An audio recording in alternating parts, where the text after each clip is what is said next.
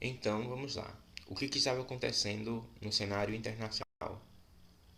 Né? Nós temos no cenário internacional e no cenário nacional algumas coisas muito importantes que estão acontecendo. Em 1968, no cenário internacional, você tem a Conferência de Medellín. Né? O que é essa conferência? Né? Depois do Concílio do Vaticano II, quando o concílio se encerra, os bispos, arcebispos e cardeais da América Latina, através da Conferência Episcopal Latino-Americana, ou CELAM, vão convocar a Conferência de Medellín para fazer as adaptações do Concílio do Vaticano, como é que implementariam o Concílio do Vaticano II na América Latina. E aí eles chegam à conclusão de que é necessário pensar um regime próprio para a América Latina, uma vez que ela se difere muito do modo de vida e religiosidade e contexto sociopolítico europeu. Né? Então a Conferência de Medellín ela vai dar esses moldes típicos da América Latina. E a Conferência de Medellín ela vai trazer em si uma série de questões, né, para a igreja, principalmente em relação ao enfrentamento. Vai ser o início de um posicionamento mais assertivo da igreja em relação ao combate às questões sociais, à desigualdade social, ao subdesenvolvimento na América Latina, né? Então eles vão fazer uma crítica ferrenha às desigualdades sociais e vão estipular como uma das saídas para resolver os problemas da América Latina a educação política e a politização e o apoio à sindicalização. Então veja, a Conferência de Medellín, nesse exato momento, é a Igreja Latino-Americana tomando a posição assertiva de participação política das classes populares e de suas defesas. Ao mesmo tempo que em 1968, aqui no Brasil, é decretado o Ato Institucional número 5, que restringe as liberdades individuais e proíbe reuniões políticas, né? Reuniões de grupos e reuniões políticas. Então você veja que é igreja e Estado indo em direção a um confronto mais sistematizado. Uma vez que a igreja agora está promovendo o debate político e o Estado brasileiro está proibindo esse debate político. Né?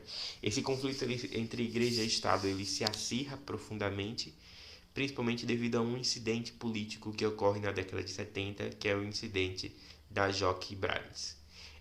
A JOC é uma das várias siglazinhas que vieram da ação católica que a gente já trabalhou, né? A Juventude Operária Católica. E a Juventude Operária Católica tinha sede em uma favela no Rio de Janeiro. E o IBRADES era o Instituto Brasileiro de Desenvolvimento, era um órgão jesuíta, que era responsável por fazer o treinamento desses jovens da operários católicos. O Exército então faz uma investida contra esse grupo, que é considerado pelo regime militar um grupo radical de esquerda, que tinha ideais revolucionários. Então, os militares invadem a sede, prendem estudantes e etc. E até aí era um movimento mais ou menos comum, né? Esses problemas não chegavam ao alto clero, né? Era um problema muito mais de base do que um problema do alto escalão. Só que invadem o Ibrades. Né? Invade o Ibrades e no Ibrades, nesse momento, tinha alguns bispos e reitores de instituições católicas de renome, como a PUC São Paulo, né? A Pontifícia Universidade Católica de São Paulo. E isso vai causar um grande imbróglio, uma vez que bispos serão presos, fichados, interrogados, terão seus quartos vasculhados, e isso vai causar um incidente muito grande, né? Porque a igreja vai ver isso como um ataque à sua instituição. Né? Embora nesse momento houvesse uma divisão dentro da igreja entre os apoiadores do regime e aqueles que eram contrários ao regime, os dois agora se unem, né? Em defesa da soberania da igreja em relação ao regime militar e ao afronte que foi a prisão e interrogatório de bispos e vasculhar os seus pertences pessoais, mesmo sendo apoiadores do regime. Né? E isso vai levar a um aumento do conflito entre igreja e Estado. Inclusive, vão começar a ocorrer reuniões secretas entre bispos, cardeais e generais militares para tentar resolver este impasse. A gente vai discutir um pouco sobre isso mais aprofundadamente na próxima aula. E eu vou apontar na discussão sobre historiografia um livro que trata justamente sobre esse conflito. Então, a gente vai para o prosseguimento, né? A gente tem que aqui em Natal, depois desse movimento, em 72, vai ser lançado o Programa de Educação Política. Né? Então, esse Programa de Educação Política é lançado pelos bispos da província eclesiástica do Rio Grande do Norte, em 72, e que vai ser levado a cabo a execução pelo Serviço de Assistência Rural. É um programa que está totalmente baseado nas ideias de Medellín, né? Um programa de politização e de sindicalização em um certo sentido. E esse programa vai visar justamente a criar eleitores mais conscientes da sua participação política e que votem melhor dentro dessa estrutura. E ele vai permanecer assim até 77, quando o órgão financiador, que é a Miserio, vai achar que o programa está inadequado, que não está cumprindo o seu dever de gerar uma autonomia e desenvolvimento na região. Então, em 78, o programa vai passar por uma reformulação e vai entrar na sua segunda fase, que é o Programa de Educação Política. Dessa segunda fase, que é uma fase mais assertiva, com ações mais fortes do que simplesmente de educação política, né?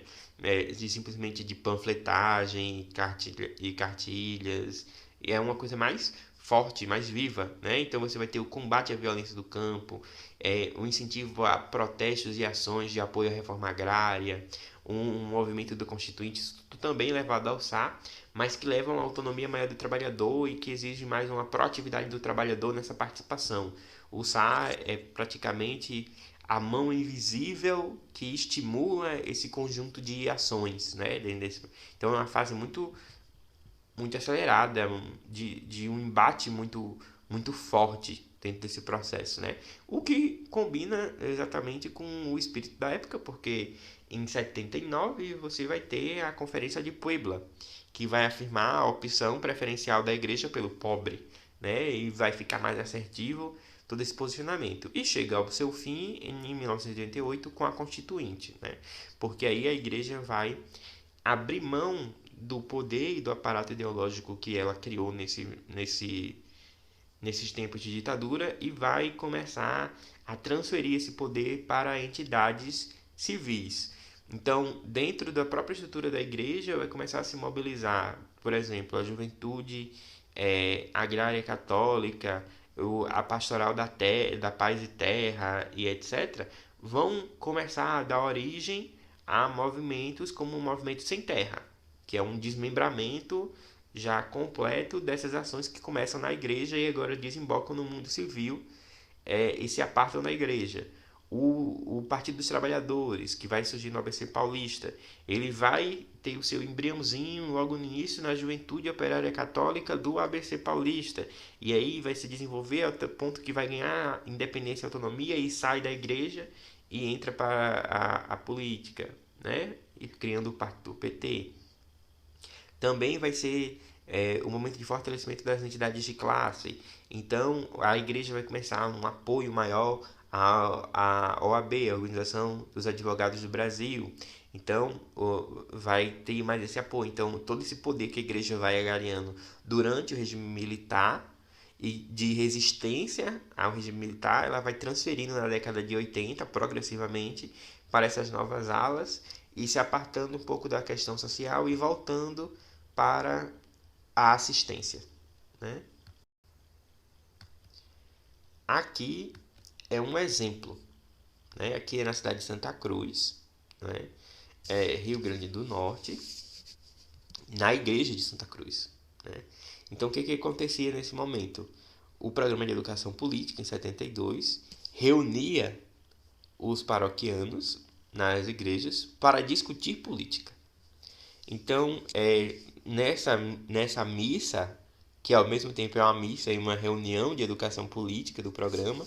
Você vai ter o bispo Donivaldo, o bispo Dom Costa, o padre Otto Santana, que é o coordenador do SA e do Programa de Educação Política nessa época, e você vai ter um desembargador eleitoral tirando dúvidas das pessoas sobre a eleição municipal de 72. O que pode, o que não pode, o que deve ser denunciado, como deve ser essa organização. Então, veja, você tem em 68 o ato institucional número 5 proibindo reuniões políticas. E você tem, em 72, a igreja, um lugar de culto, um lugar de religiosidade, se transformando em um espaço social político, né? Em um espaço de reuniões e encontros políticos em pleno AI-5. Então isso é uma coisa assim fantástica de se ver, né? Então você vê a igreja driblando, né, esse movimento, né? Fazendo essa educação política a contrapelo, utilizando os espaços sagrados, transformando eles em espaços políticos e públicos dessa participação, né? Aqui já é mais à frente, como eu falei, a segunda fase do Programa de Educação Política, uma manifestação em prol da reforma agrária em Rio do Fogo, que é incentivada e organizada com a ajuda do Serviço de Assistência Rural, né? Então você tem esses dois momentos durante o regime militar dessa participação mais ativa do movimento de Natal, né? Então está chegando a hora da gente discutir um pouco sobre historiografia.